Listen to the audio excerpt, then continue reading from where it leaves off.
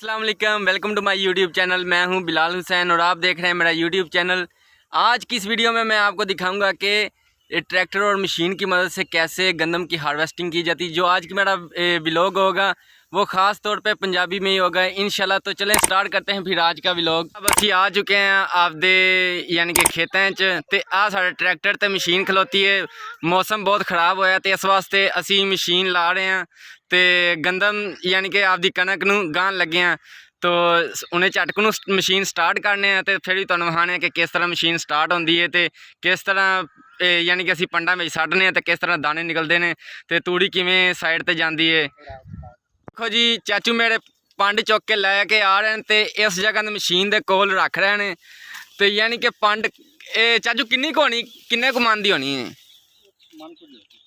यानी कि चाचू आते पैने कि मन को दी पंड होनी है तो यानी कि चुक के लिया पैने इतने सारियां कट्ठियां करनगे तो उस तो बाद फिर मशीन स्टार्ट होएगी तो फिर इनकी हार्वेस्टिंग होएगी तो वह तुहानूं भी विखावांगे।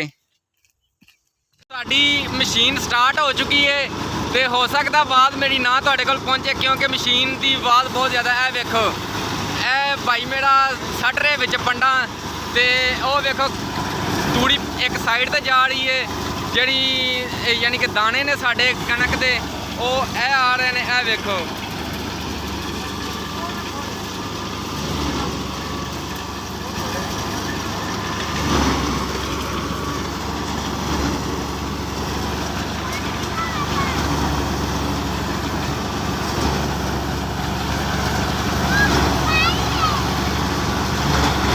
ਤੇ ਸਾਡੇ ਨਾਲ ਜੁੜੇ ਰਹੀਏ ਵੇਖਿਆਈਏ कि किस तरह साड़ी मशीन लगी है तो ट्रैक्टर की मदद नाल किवें हार्वेस्टिंग की जाती यानी कि कनक गाई जाती है।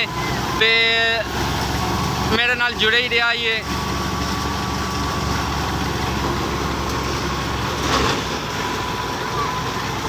वे साडा सोहना पंजाब जो तुसी वेख रहे ये साडा पिंड है। तो यानी कि खास तौर पर पिंड वाले तो पता ही है कि किस तरह गंदम की कटाई होंदी यानी कि कनक की कटाई होंदी तो किस तरह वो गाई जाती है। होर भी मशीनां निकलियां ने जदीद जिंदे नाल भी हार्वेस्टिंग होंदी है लेकिन ये एक पुराना तरीका है जिंदी नाल हो रही है।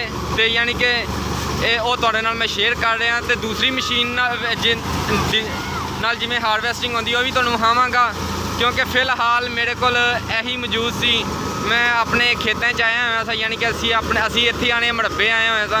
मैं तुहानूं वो अपने तुहाडे नाल शेयर की तो काइंडली इनू सब मेरे चैनल नू सबसक्राइब भी करे आइए, लाइक भी करते आइए तो दोस्तों शेयर भी करते आइए। कमेंट सैक्शन अपनी राय का इजहार जरूर कराया करो क्योंकि असी मेहनत करके वीडियो बनाने तो तुसीं जो सानू लाइक कमेंट्स या सबसक्राइब नहीं करते सानू दुख होंदा है क्योंकि फ्री ऑफ कास्ट होंदा है, इहदे कोई पैसा नहीं तुहाडा लगदा।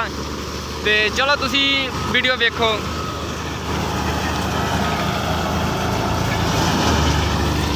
ए देखो इन्नी कनक निकल भी आई है।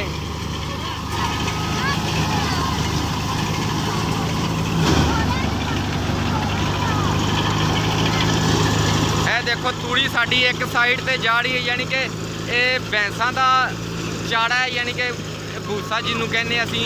ये तूड़ी साड़ियाँ मझां गावां वो खान गियां।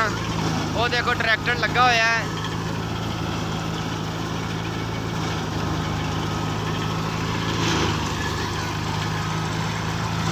क्योंकि इस वजह तो जल्दी कर रहे हैं कि बारिश आने वाली है, मौसम किसी वक्त भी ख़राब हो सकता है ताकि उस तो पहले साड़ी कनक जी गाई जाए तो असी अपने घर सेफ तरीके नाल ले जा सकीए।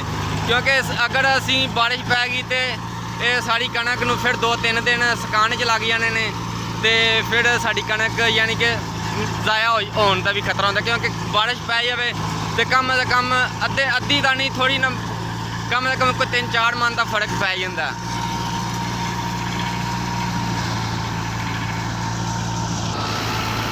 ए देखो जी ए मशीन नूं शाफट पई हुई है उधरों ट्रैक्टर के नाल ते इन्हां दोवां नूं कंबाइन किया गया चलाने वास्ते।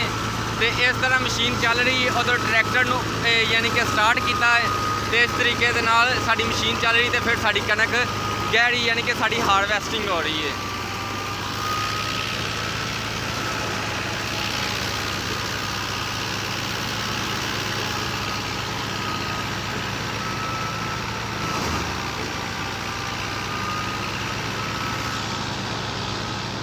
ਇਹ ਵੇਖੋ ਸਾਡੇ ਪਿੰਡਾਂ ਦੀਆਂ ਬੁੱਢੀਆਂ ਵੀ ਬੰਦਿਆਂ ਦੇ ਨਾਲ ਬਰਾਬਰ ਦਾ ਕੰਮ ਕਰਦੀਆਂ ਨੇ।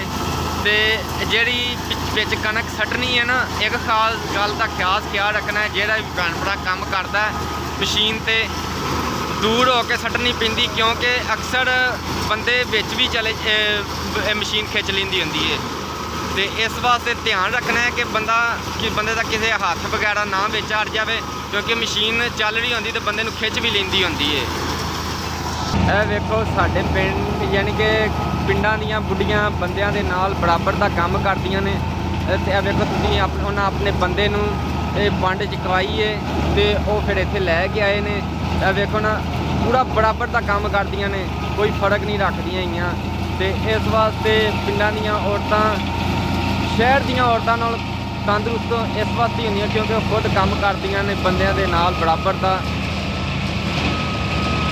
ਐਸੀ ਮੇਰੀ ਅੱਜ ਦੀ ਵੀਡੀਓ ਕਣਕ ਦੀ ਗਵਾਈ ਤੇ ਯਾਨੀ ਕਿ ਕਣਕ ਦੀ ਹਾਰਵੈਸਟਿੰਗ ਤੇ ਜਿਹੜੀ ਮੈਂ ਆਪਣੇ ਪਿਆਰੇ ਦੋਸਤਾਂ ਨਾਲ ਸ਼ੇਅਰ ਕੀਤੀ।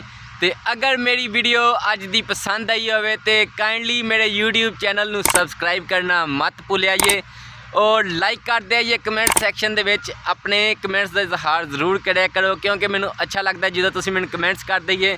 ਤੇ ਮੇਰੇ ਚੈਨਲ ਨਾਲ ਜੁੜੇ ਰਹੋ। ਅੱਲਾ ਹਾਫਿਜ਼।